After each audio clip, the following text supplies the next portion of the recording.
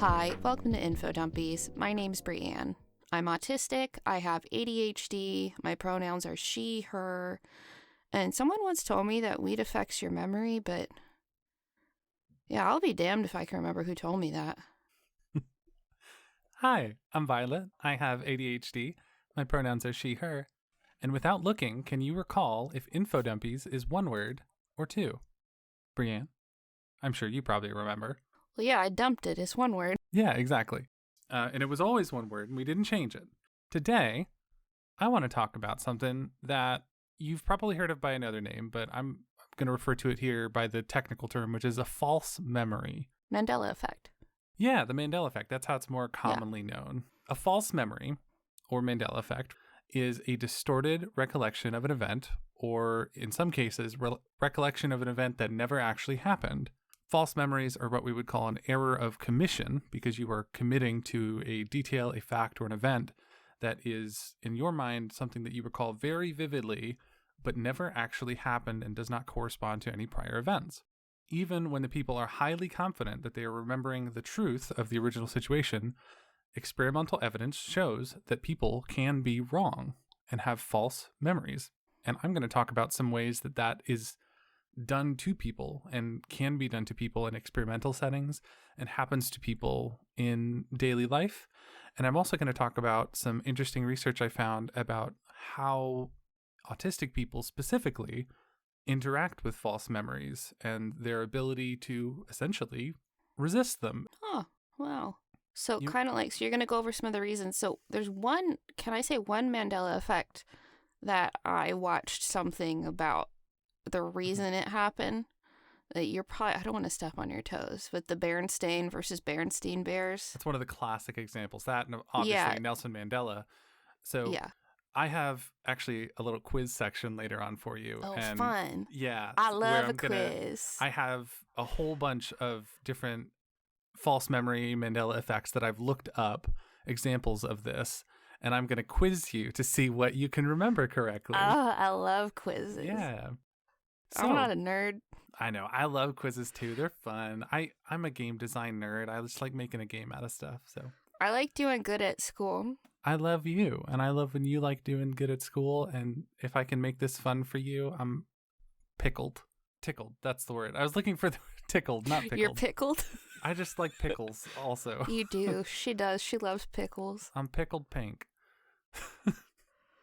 Well, that sounds like something else. Yeah, no, that's probably. How'd your date go last night? Ooh, I got pickled pink.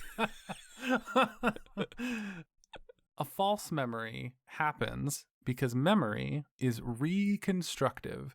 We are not machines, obviously. We don't replay the past like a video. Instead, we form memories using fragments of experience mixed with expectations and later information, and all of our memories can be influenced by these things.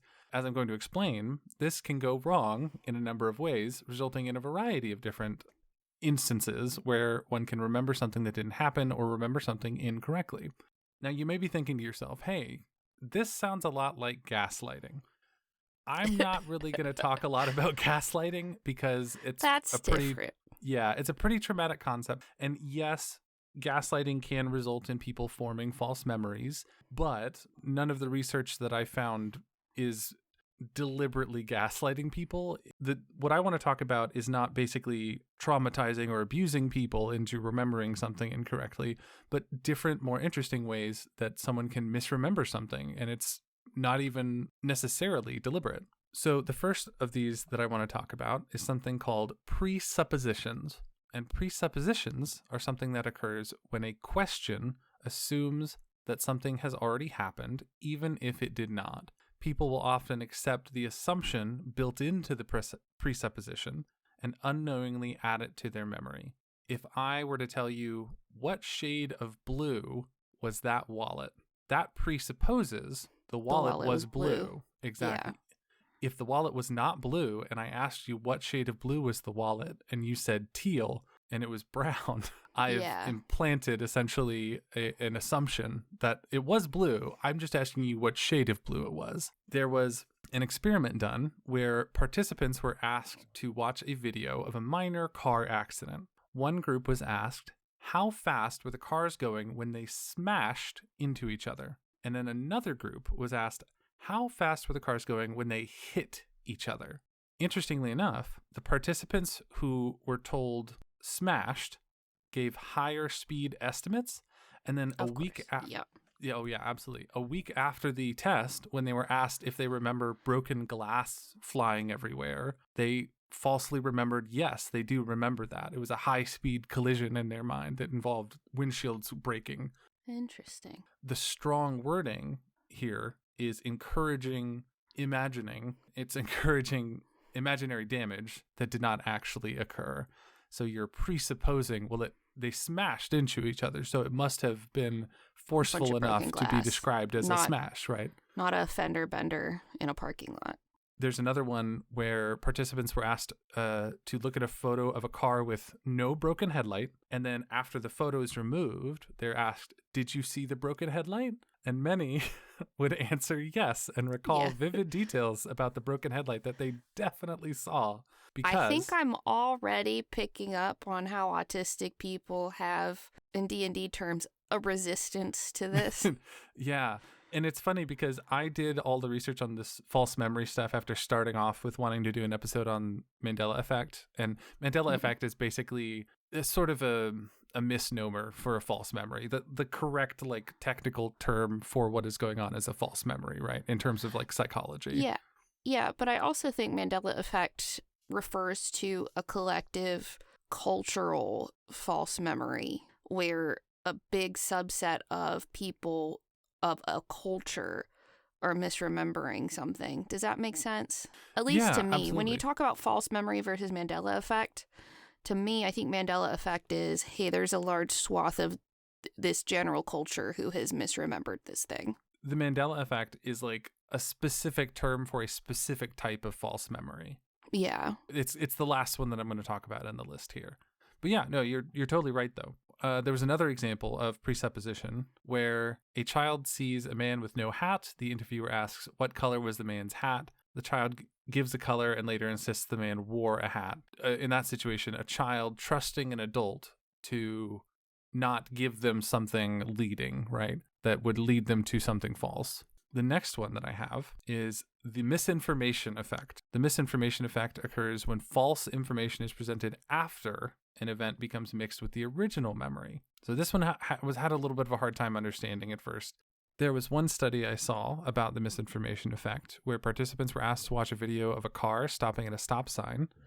Then later, they were read a description of the scene mentioning a yield sign, not necessarily that the car stopped at the yield sign or slowed to a yield sign, but when people were asked about the report, they did report seeing a yield sign in the video, even though it was never in the video. It was just described alongside the video.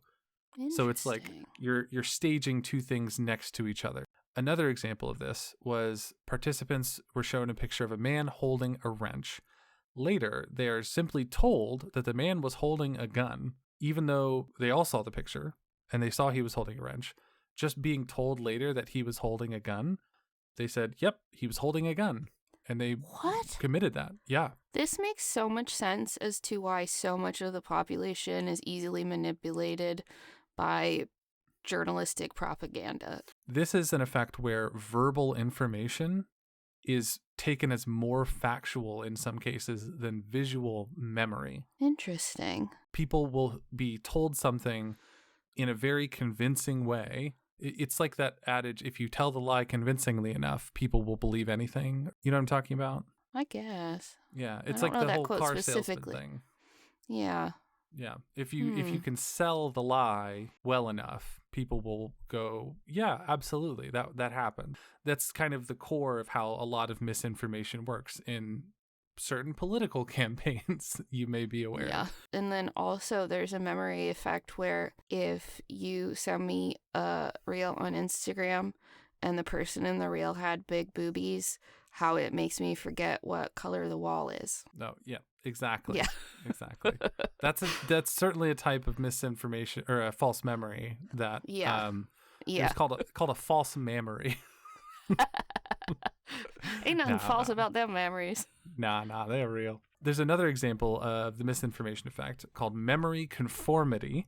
Memory conformity is where you have people who are familiar with each other that are like friends, and they both witness the same thing, but one person introduces a false detail during their discussion of the events that they witnessed. The social trust inherent in that relationship causes other people to adopt that false detail. And there's been a lot of studies on this, and you can actually look some videos of this up on YouTube, where people who are friends with each other will get invited to do this study, like as a group of friends, and they'll have a lot of camaraderie with each other. Someone will come in and say and do something, and then when they leave, one person who is a plant, who has been told ahead of time what to do, will say, I thought it was really weird that guy was wearing like a purple shirt with like bananas on it. Like, what a weird shirt, right? Even though it's completely false, someone else in the group inevitably will be like, oh yeah, I did notice that. It was kind of a subtle pattern, but yeah, no, it was super weird. I noticed that too. That's one of the situations where my autism says, ain't gonna be me, friend. Right. That shirt was a blue gingham, and I remember. Exactly. Those are the ones that I feel like autistic people are probably the most resistant to. The study that I found it's a pretty significant difference from what I saw. And I have a little chart that's going to be in the notes later too. The next example. I was going to say, it also tracks because they've also studied that like a lot of these things do feel like they're used in some capacity in advertising as well.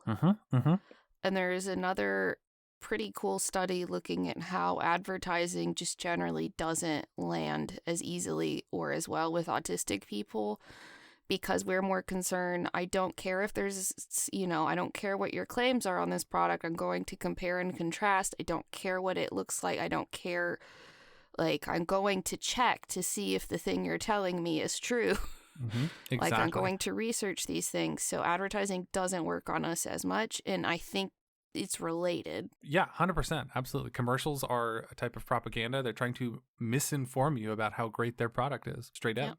The next example that I have here is one that I find really interesting and I had no idea about before I started looking into this. This is something called the DRM paradigm, or more commonly known as word lists. If I were to give you a long list of words, and let's say I was trying to get you to falsely remember the word sleep, I would say, try to memorize this list of words, and I would say bed, pillow, dream, tired, blanket, sleepy, nighttime. This one would get me. This one would absolutely get me. Right. I'm saying words that are adjacent to the word that I'm trying to get you to say. I'm circling around the word. Yeah. I'm not this saying one the would word. this one would make me go, did I forget the word sleep? Yes. I think I did. This is called the DRM paradigm. It is named after Dees Rodinger McDermott, who are easy like for three you to different say. researchers. Yeah, Dees J, Rodinger HL, and McDermott KB. That's how they were listed in the papers that I was reading about this. But it's named after them, the DRM paradigm, also known as word lists. So people often remember the general gist of information and mistakenly recall items that were never presented because they're picking up on the central idea of the list of things. Yeah. Sleep was one example, and this is one where people will give very high confidence false memories about, because people are like, no, you definitely said sleep. You said like everything around sleep, and you definitely said sleep too. This one would fuck me up. This one would absolutely, they'd absolutely get me with this one. Yeah. It's like reverse charades. It's like they're trying to get you to guess a word, but not just guess a word, but believe that they said a word they didn't say. It's wild. So interesting. The next thing I want to talk about is something called staged naturalistic events. This is something where a false memory can form during a realistic, emotionally engaging event, not just artificial lab environments. So for one example, a classroom is interrupted and a student runs in to disrupt a lecture. Later, students are asked misleading questions about the person's clothing or their behavior. Many of the students in that situation recalled things that did not occur, and stress and surprise were reducing people's ability to accurately recall attention to detail. Interesting. In a kind of a flip on this, being told that you were in a stressful situation and relating to that and understanding that can have the same effect. There was another study where participants were told that as children, they were lost in a shopping mall. The event never happened. That did not occur. Many of the participants, after being described the story and being told a very emotional story of reuniting with their parents that did not occur, they began to develop detailed memories of fear, of specific people, of things that they saw, and formulated a whole story of their own around this event that never occurred. That's fucking wild. Yeah. I feel like you wouldn't be able to get me with that one. I'm curious. I don't know. I don't want to believe that you would be able to get me with this one. I would maybe it's not the shopping mall story. Maybe I'm getting thrown because I would deliberately hide from my mom at the shopping mall. Yeah. And true. I would go in the middle of the round clothing racks and hide in the center of them while she was shopping. And she just expected me to do that. So maybe if it was a different false memory, you might catch me. I would walk around with my mom joking that I was her personal coat hanger because I would just sort of drift around behind my mom looking at all the the women's clothing sections going, because, trans. Yeah. And so I don't know if this would work on me specifically, but something like this.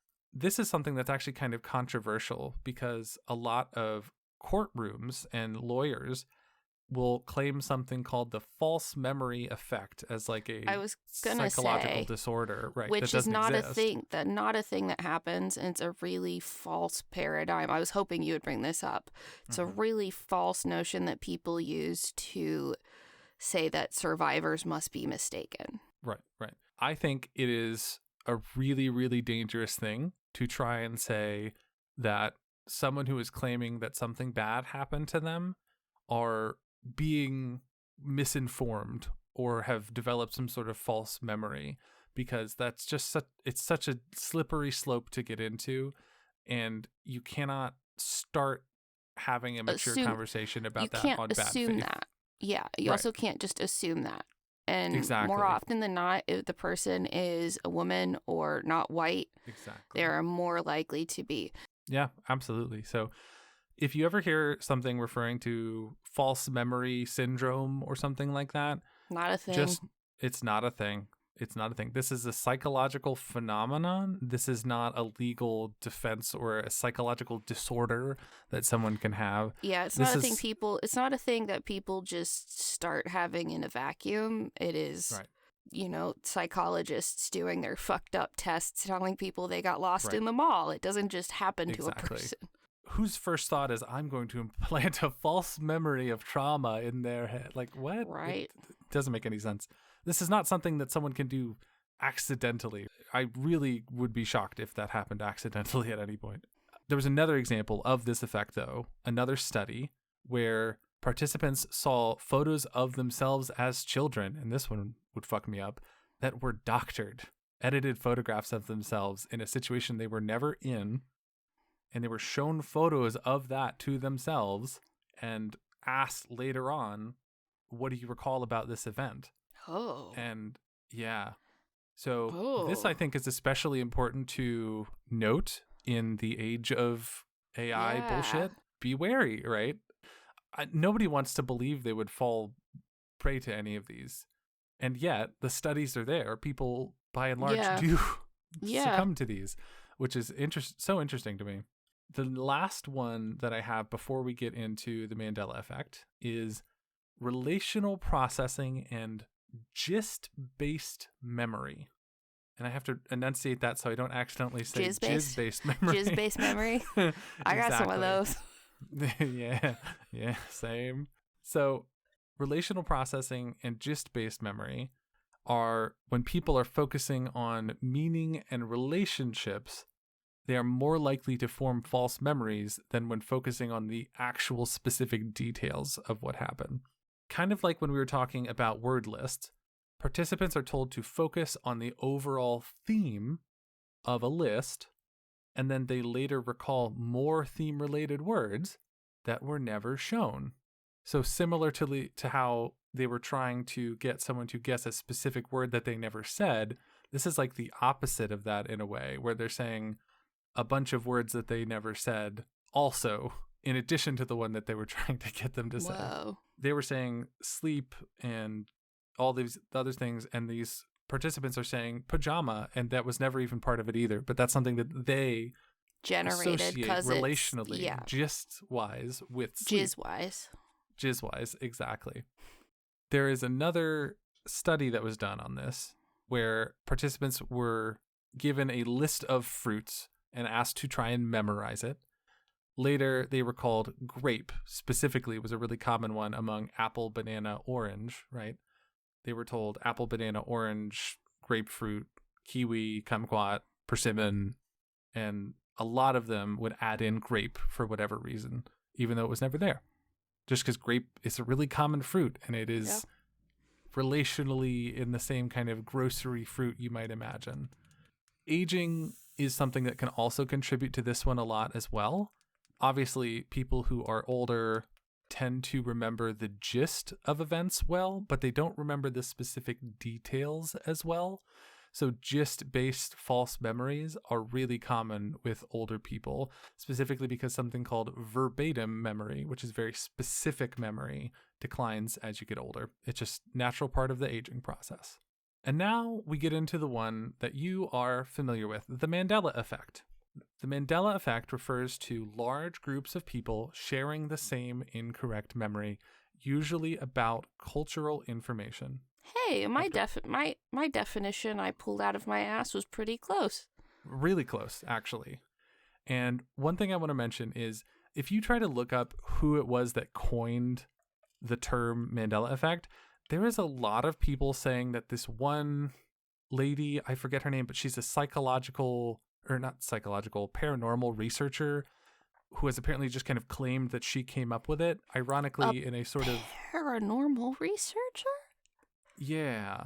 There's this lady is listed on the Wikipedia page for the Mandela Effect. You might as well tell me a dentist came up with the name with how unrelated that is. I think this person had something to do with the conversation around it early on, but I don't think she coined the term. I don't even want to give her the name credit because apparently they're not a very nice person, but... Oh, like the origin of the term neurodiversity. We don't give that bitch any airtime. I saw a lot of people talking online, though, about how this person did not actually coin the term. And I think, ironically, she has made a great effort to implant a false memory that she did, in fact, coin the term. The namesake of the Mandela Effect is many people remembering falsely that Nelson Mandela died in prison in the 1980s, which obviously did not happen. I think now it's much more commonly known, but there was a good period of time where if you ask somebody, hey, is Nelson Mandela still alive? They would say no. The reality is he was released from prison in 1990 and died in 2013. Yeah, I was going to say he is dead now, but he lived a lot longer after being released from prison. The example that you mentioned earlier, the Berenstain Bears. Yeah, I remember learning that this was because names ending in Steen are just way more common. Mm-hmm. So our brains just said, well, of course it must be Berenstain, when the actual people who wrote the book had the last name Berenstain. Berenstain, exactly. Sta인. Mm-hmm. Exactly. So I have here a list of a whole bunch of Mandela effects that I'm going to quiz you on. It's quiz time. Picture in your mind Scooby-Doo, the cartoon. Mm-hmm. Imagine Shaggy standing in front of you in his cartoon form. Do you draw, if you're drawing an image of Shaggy in your mind, an Adam's apple visible on his throat, or no? I don't believe I would. You are correct. Shaggy has never been depicted as having had a visible Adam's apple, but a lot of people, for some reason, remember him as having one. I think it might just be... remember this myself. Yeah, I don't remember that, but I wonder if it's just because you think of the tall, skinny dude like that, and you just Right. assume there's a protruding It's a Adam's apple. gist-based false memory. It's a gist-based, yeah, people are just assuming. I've met people in the real world with his general build, and generally there's a big Adam's apple. And I think they're picturing Matthew Lillard from the Scooby-Doo movies, who has a pronounced Adam's apple. Yeah, maybe. Yeah. You know Steamboat Willie? Good old Mickey Mouse Yes. cartoon, finally in the public domain. You know how Mickey Mouse is wearing suspenders? Is he? Is he? I think he just got the pants and the gloves. You're good. Yeah, he's just got pants with 2 buttons on the front Yeah. that kind of look like suspenders, but they're not suspenders. But everyone remembers, oh, yeah, he had suspenders and gloves. Did not have suspenders. No, he has the pants that have the button up near the waist. Kind of like sailor, like sailor pants. Yeah, used to. like bloomers, kind of. Yeah. That's kind of what they look like, right? But 2 big buttons on the front. And I think it's similar to the button arrangement of overalls, suspenders, not suspenders. Do you know what the Wicked Witch of the West says in The Wizard of Oz when she is sending her monkeys to fly away? She say, "Fly, my pretties"? Everyone quotes it as "Fly, my pretties, fly."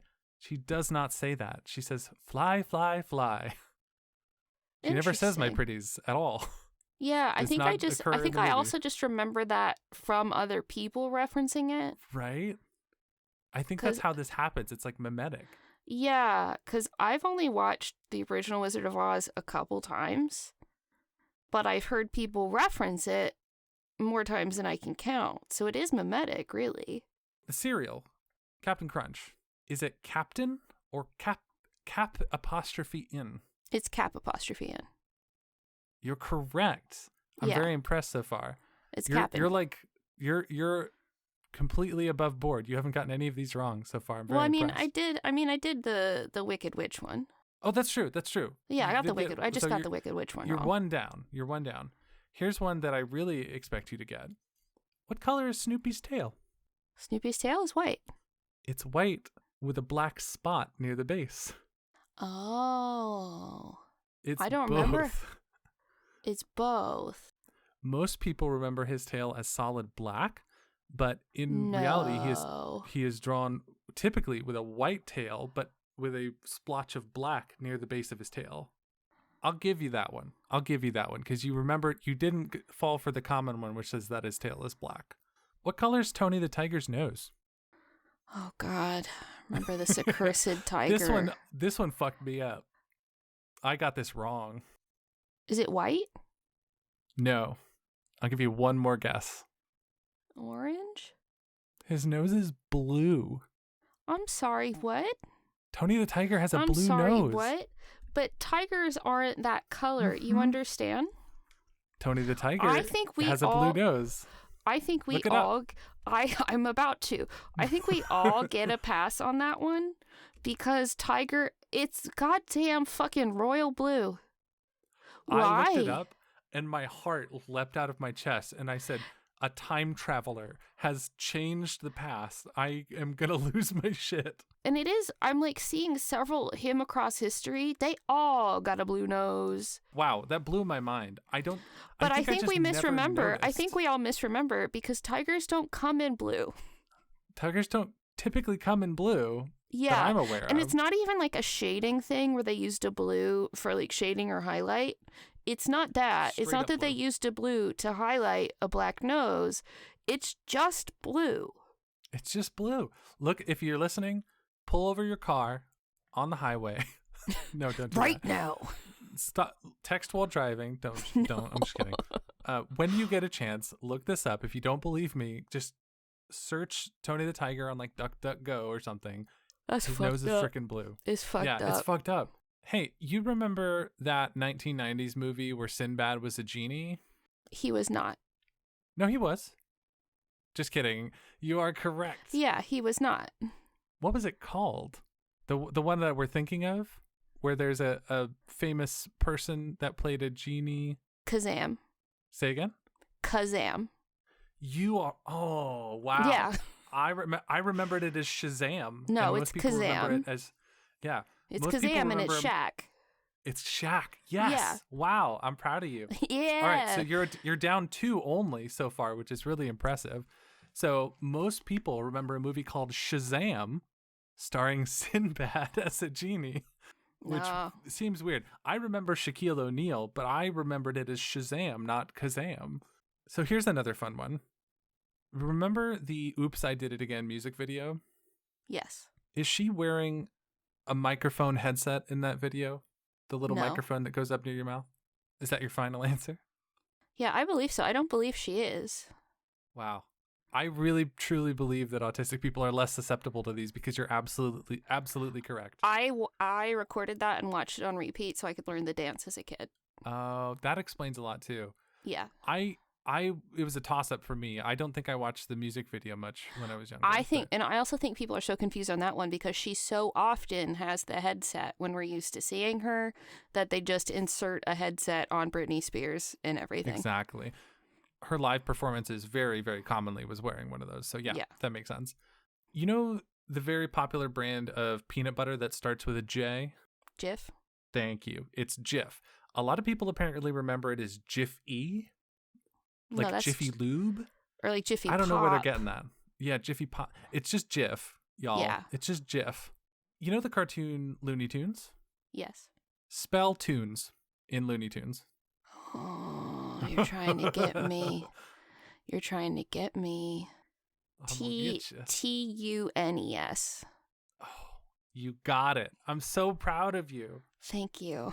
You got it. It's tunes, as in musical tunes, because there was a lot of music in the show. Yeah, not cartoon.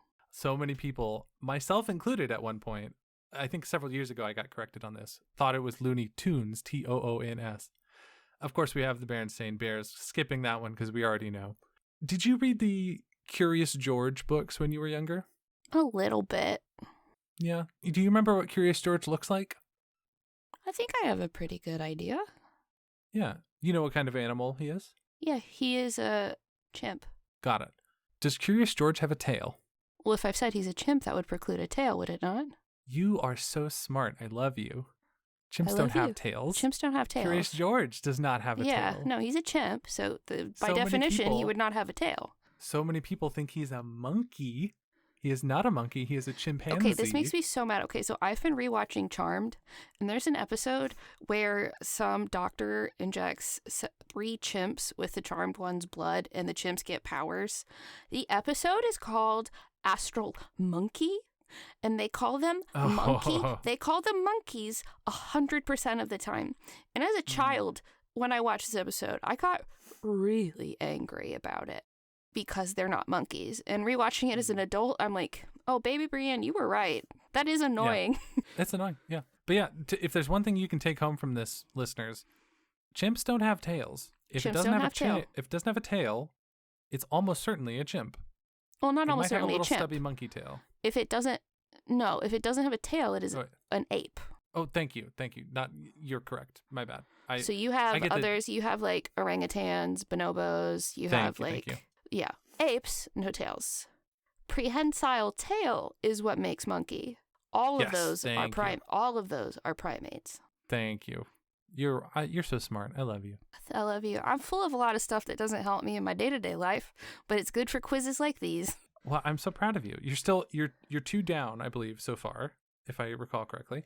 You know the show where it's sex and there's women in the city? Sex in the City?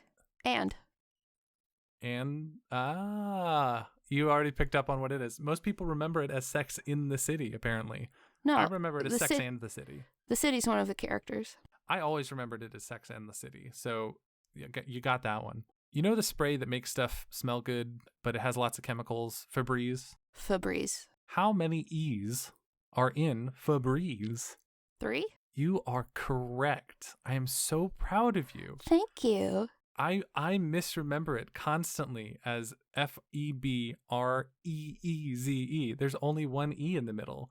Febreze. So when it comes to these spelling ones, I'm pulling up a picture of what I can best pull up of what those logos like Looney Tunes and stuff looks like. And I wonder if, so with autistic people, aphantasia is really common where you can't get a mental picture I'm more on the hyperphantasia end of it, where if you tell me to picture an apple, I can like tell me what kind of apple. I'll give specific. I can picture that also. I kind of wonder if my visual thinking, which a lot of autistic people have visual thinking. There's actually a book about autistic visual thinking.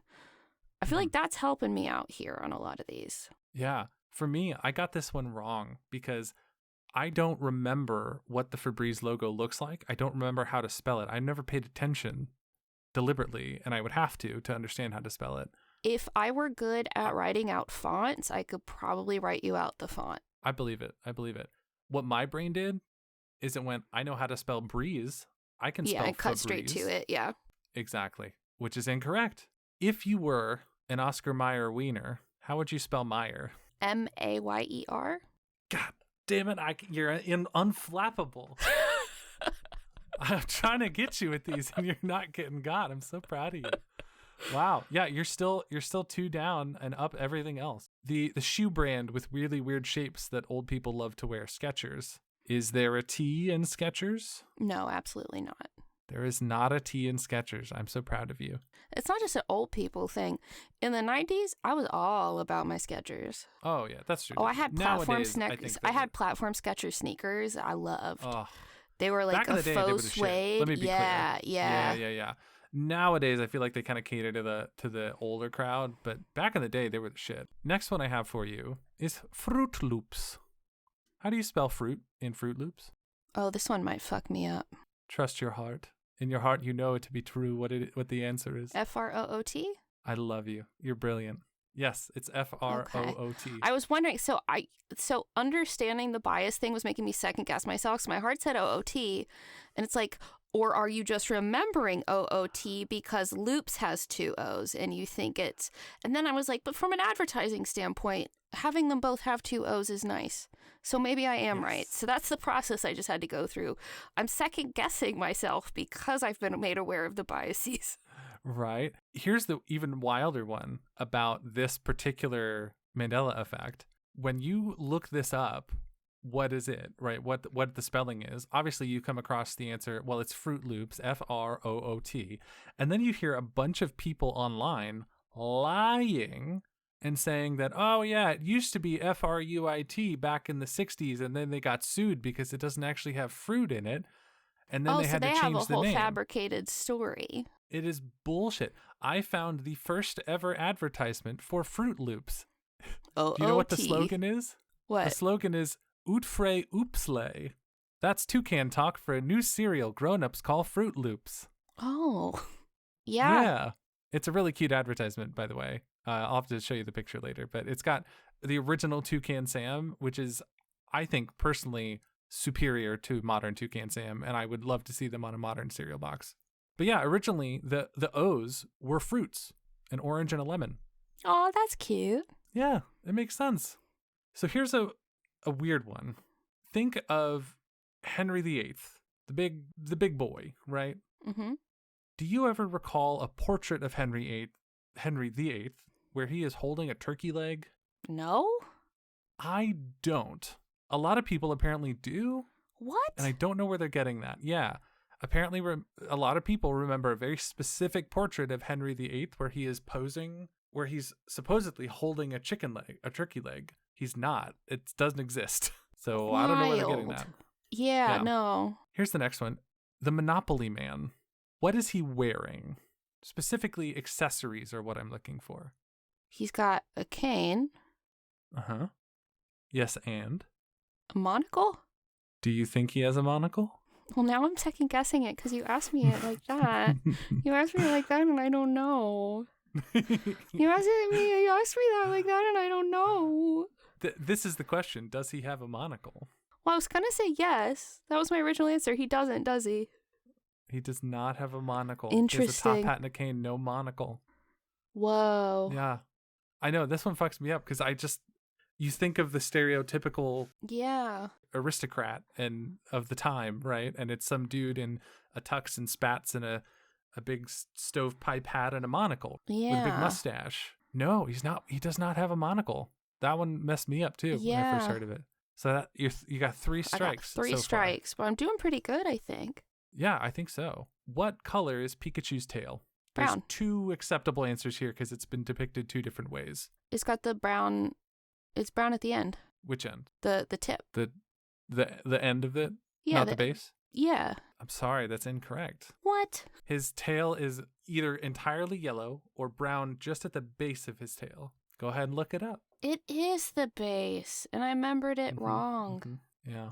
I know, this one messed me up a few times when I was younger. And I should have remembered because the Pokemon gender tail thing. Right. Most people remember him as having black markings on his tail, strangely enough. So I'm looking at a picture where he does. Really? I don't know if that is authentic Nintendo. Oh, if you click on the image, I bet you it's linking to the Mandela Effect or a discussion on it. Some people remembered him having that falsely and made images of it to talk about the phenomena. Yeah, I obviously didn't remember the black tip. I thought it was brown. So I was probably mixing this Mandela effect of the black tip with the reality that there's brown on his tail. All right. So is that 4? Yes, that's 4 that I've gotten wrong. 4. Got it. The candy, Kit Kat. Is there a hyphen? I haven't eaten a Kit Kat since I was a child. This one's going to be difficult. That's fair. You're not predisposed to get this one. So I'll give you this one as a freebie. I don't think it has a hyphen. Well, you'd be correct. It does not have a hyphen, but a lot of people assume it does. You know the underwear, Fruit of the Loom? Or I guess they make t-shirts and stuff now too. Yeah. What is their logo? It's a whole mess of fruit. And nothing else? No, it's just like grapes and stuff. You're correct. A lot of people remember there being a cornucopia behind the fruit, but there is not. Interesting. Yeah. You can kind of picture it in your head though, right? Yeah, that's what I'm confused about. As soon as you said it, I was like, oh yeah, I have an image of that. Wait, why? Because they've never had a cornucopia back there. Weird. I think typically when we see images of an assortment of fruit, but it's with a cornucopia. But I think that would have been a long time ago. Because now if I think of an assortment of fruit, I'm thinking of like a fruit platter. Yeah, I don't know. It's an odd one. Yeah. And it's one of the ones that really confounds me. Yeah. So here's one that blew my mind. You know double stuff Oreos? Yeah. Here's a multiple choice for you. Is it double stuffed, FFED, STUFF, or STUF? Ooh, well, I think it's not with an ED because I think it means it's got double the stuff. Okay. Is it 2 Fs? I'm so sorry. It's a singular F. Interesting. Again, not something I'm usually, with one because F. of my particular illnesses, it's not something I can regularly eat, but I remembered it wasn't an ED. Yeah, no, I remembered it not being an ED, but I was really surprised when I saw that it only had one F. I was like, really? Yeah. It's not stuff, just double stuff? But no, it's double stuff with one F, which is got double the wild. Stuff. What color is C-3PO from Star Wars? Well, I've seen the actual costume in real life, and I'm going to feel like God's most perfect ding-dong if I answer it wrong. I would get this one wrong if I were you, because I did originally. I think he's gold. You are mostly correct. However, his right leg, knee down, is silver. Okay, well, I like Star Trek, so... Yeah, no, same. I'm a Star Trek fan. One of his legs is silver, not for any particular reason that I'm aware of. I think because he was built by someone in a desert planet or something. I don't know. Yeah, he's built by a child. Don't at me. How do you spell Flintstones? Like the cartoon? Flintstones. You're correct. Yes. Like Flint rock. Flintstones. Yes. Like a flint rock. A lot of people, exactly. A lot of people, for some reason, remember this as Flintstones, which is not a thing. Yeah, no, it's flint like a rock. Flint like a type of stone. Exactly. What does Darth Vader say to Luke Skywalker famously in their confrontation scene? It is not, Luke, I am your father. You're correct there. So you've already got the point, I'll tell you. For that. Yes, I'm aware that this is a Mandela effect. God, once again, I'm being punished for not being that into Star Wars. Would you like a hint? He's talking to Luke. I'm picturing it in my head. And Luke interjects. He goes, no, it can't be. Luke says, you killed my father. Darth Vader says... I'm not going to get it verbatim. Luke says, no, I am your father. Yeah. Yeah, he just says, no, I'm your father. He doesn't say, Luke, I'm your father. He says, no, you're wrong. I'm your father. Yeah, and then Luke goes, no, it can't be, right? Like Exactly. In the movie Jaws, you know the scene where it is referred to that someone will be needing a bigger boat. People typically remember this as, we're gonna need a bigger boat. Do you remember what the actual line is? And if I'll give you a bonus point if you can guess why. Can you guess why? Yeah, if you can name specifically why it's not we're. One person who's got the boat for it, right? I've seen this movie like once. That's fair. I'll just tell you. It's you're going to need a bigger boat because it's not his boat. Yeah. He's just riding on someone else's boat. So yeah, everyone always says we're going to need a bigger boat, but it's you're going to need a bigger boat. Forrest Gump. Classic line. What was his classic line again about life and chocolates? Well, I know what people remember it as, but doesn't he start off by saying... context. But doesn't he start off by saying, my mama told me that life is like a box of chocolates? Is that your final answer? I guess, again, when we're getting into movies I've seen like once or twice. Forrest Gump in this movie says, my mom always told me life was like a box of chocolates. Past tense. Oh, well, that just seems pedantic. I know. It's a small one. That one seems so fucking pedantic. I won't take. I'm not going to take a point away from that one. It's the same word in a different tense. God forbid. Yeah, I know. But it's also an iconic quote that people get wrong.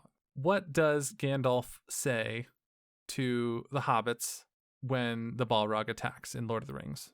Flee, you fools. What? Flee, you fools. You're actually incorrect. I am? Most people remember it. Yeah, most people remember it as run, you fools, apparently.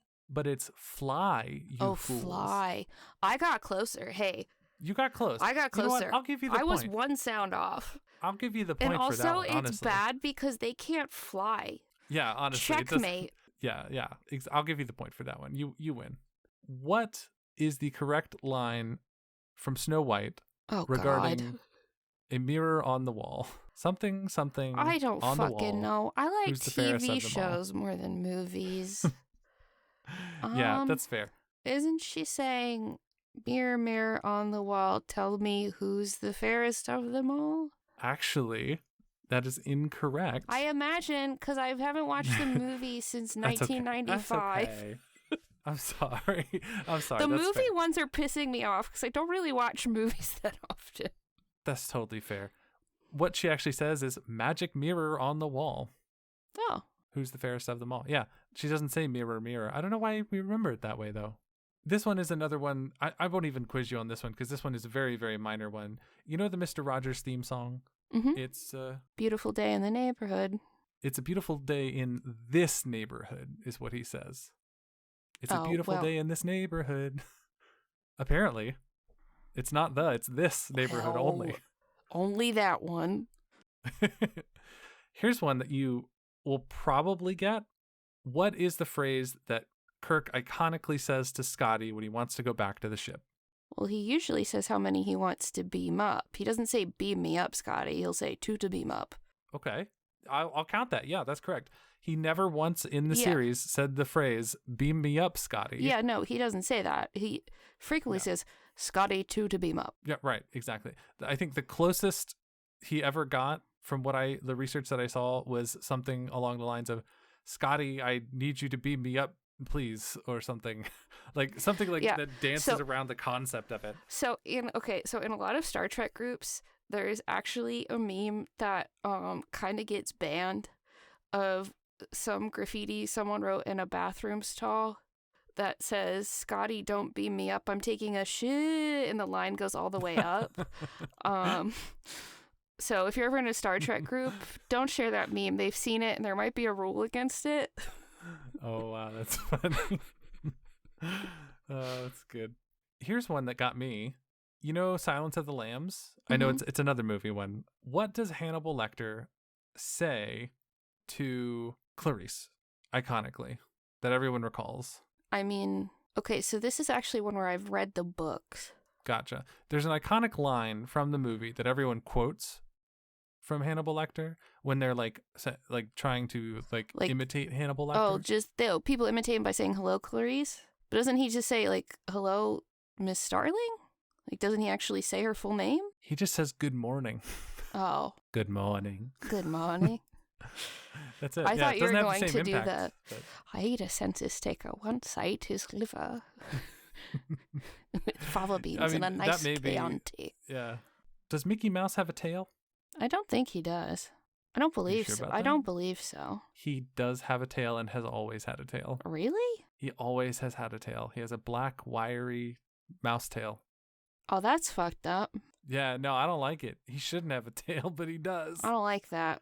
He does not have suspenders. He does have a tail. Interesting. It's weird, right? And then the last one I have for you here, before we get into a little bit of research to cap it all off.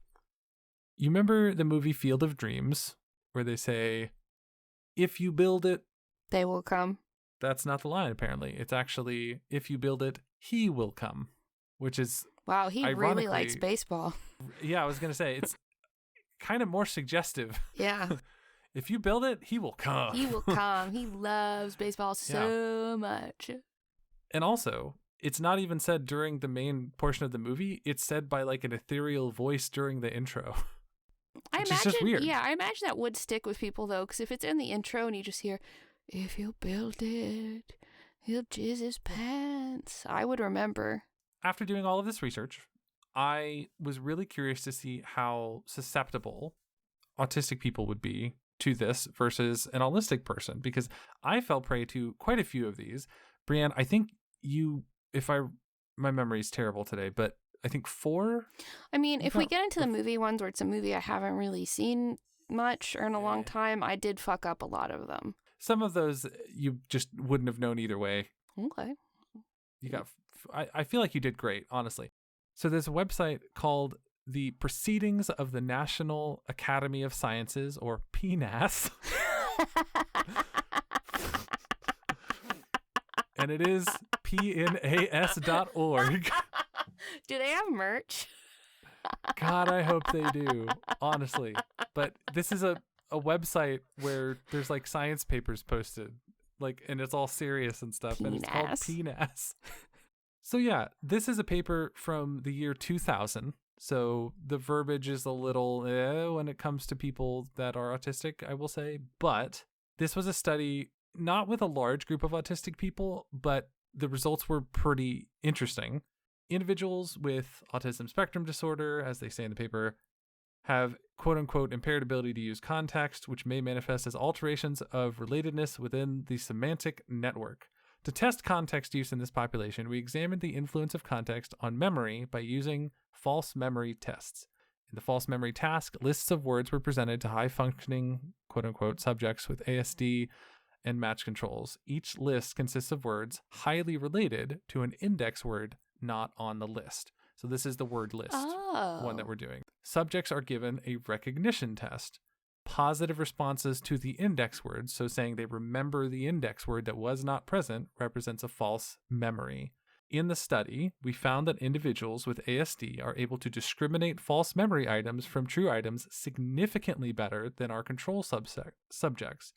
Memory in patients with ASD may be more accurate than in normal individuals under certain conditions.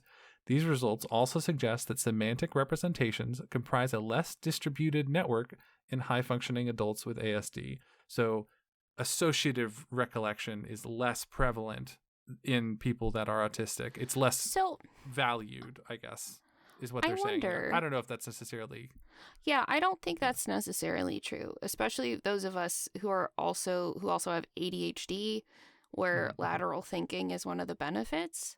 But that's really interesting. Yeah.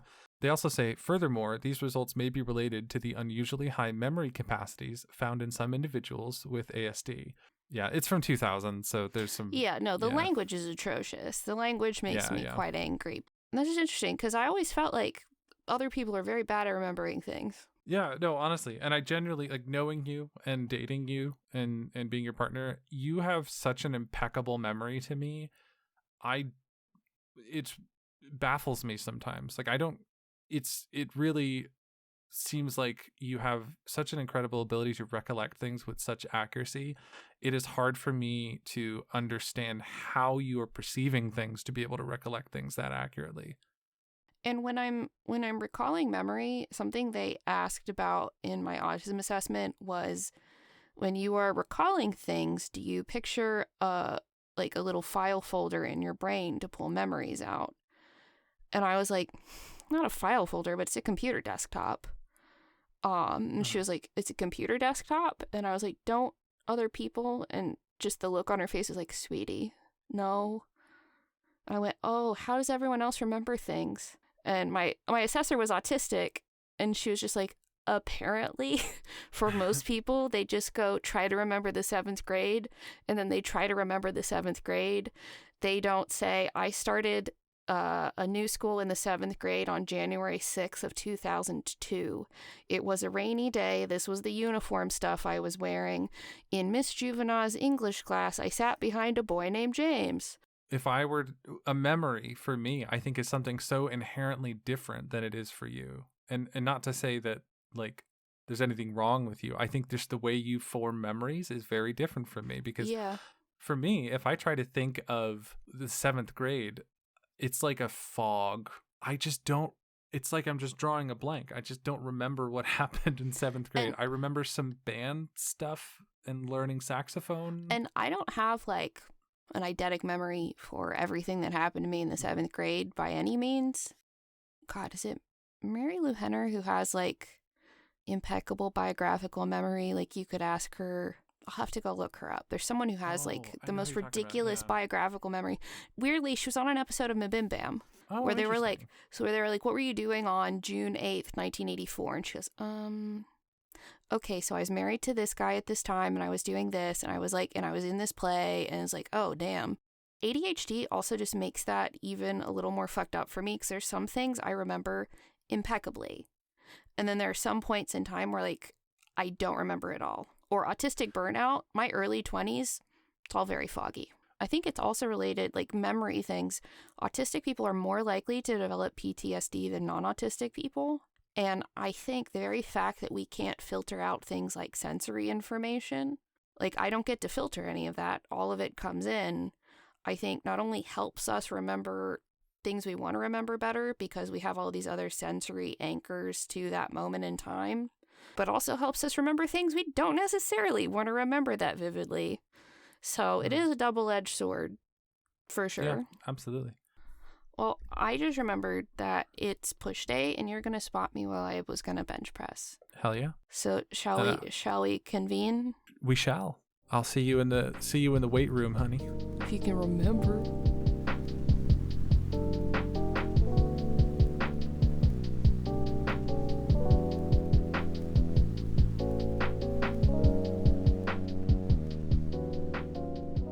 Hey friends, before I get to thanking our Patreon supporters, I would like to make you aware of a mutual aid opportunity. If you have been listening to Infodumpies at all the past several months, you'll know that we have a Fuck Ice sticker in the Bologna Arts merch hub. This sticker was designed by Violet, and 100% of the proceeds for that go to CanMN, which is Community Aid Network Minnesota. They are a mutual aid organization that is well established in this area and is currently helping our neighbors who are having difficulty paying rent, having difficulty getting the things they need because they have been stuck in their homes because of the ICE invasion of our city. So we had a couple more orders since last episode, and I am excited to be able to make another donation to them in the near future. I will be posting when we make donations on the Mixnomer social media and my personal social media for transparency. But yeah, if you hop on over to the Bologna Arts merch hub, and the link to that is in our show details, you will find a link to the Fuck Ice sticker that Violet designed, and 100% of that goes directly towards helping our neighbors here in Minneapolis. And now I'd like to thank our Patreon supporters like Patch, Harleen, Bethany, Laura Kramer, Lilith Rain, Janice Weston, Anarchista, Percy, Nunya B, Kate Mishigoose, K Genius, Chibs1012, Dave Perrell, Megan E, Carl Brooks, Natasha Neves, Gus, Lucy, Helen Clifford, Sewing Seraph, Rachel Rachelson, and Fintago. You know the deal. You want to help us out, you can tell other people about the show. Post about it wherever you lurk on the internet. Tell people to listen to the show. We grow entirely by word of mouth because we don't take out paid ads, and we don't take paid ads. So you don't have, 40% of your show spent with me, telling you use my code /Infodumpies to get 20% off. No, there's none of that here. But that means I'm also not paying for other people to advertise us. So you are effectively our Infodumpies, our Misnomer street team, and you tell people about the stuff we make. So if you have an opportunity to tell folks about the show, please do. Word of mouth is entirely how we grow, and it is the reason we were able to do Infodumpies in the first place. So we appreciate those of you who have already been sharing the good news of Misnomer to other folks. If you want to help us even further, you can subscribe on your podcatcher of choice. You can also leave a cute rating, review, or sweet comment on the episode, whatever your podcatcher supports as far as interacting with the show. The more you interact with the show, the more active we are in those algorithms, the more those algorithms are likely to recommend us to people who like similar shows. So you help us get seen more by interacting with the show on your podcatcher of choice. If you're in a place to help us out monetarily, you can find a link to the Misnomer Patreon page in our show details.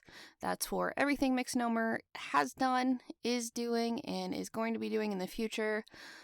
Tiers start at just $1, and we have different rewards for different levels.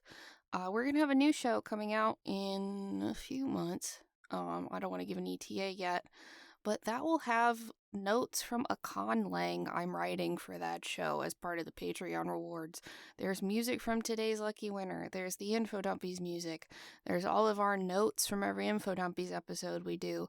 There's just a lot of stuff that we try to give you all the extras that I think we personally would find interesting if we were supporting Patreon for podcasts we enjoyed. So yeah, if you are in a place to throw a couple bucks our way, you appreciate listening to us, the link to the Misnomer page is in the show details. And if you want to come hang out with us, there's also a link to the Misnomer Discord server in the show details. Because of Discord's current fuckery, we are trying to find an alternative hangout spot for when they start asking for everyone's ID and stuff. We're working on it. It's hard. We will let you know when we switch gears, but for the meantime, we are all still bopping around on Discord. We had a great time playing Jackbox games, as of recording this, just the previous night, and it's just a lot of fun. It's the sweetest sweethearts on the internet. I am so proud that the stuff we make attracts people who are so genuinely kind to their core.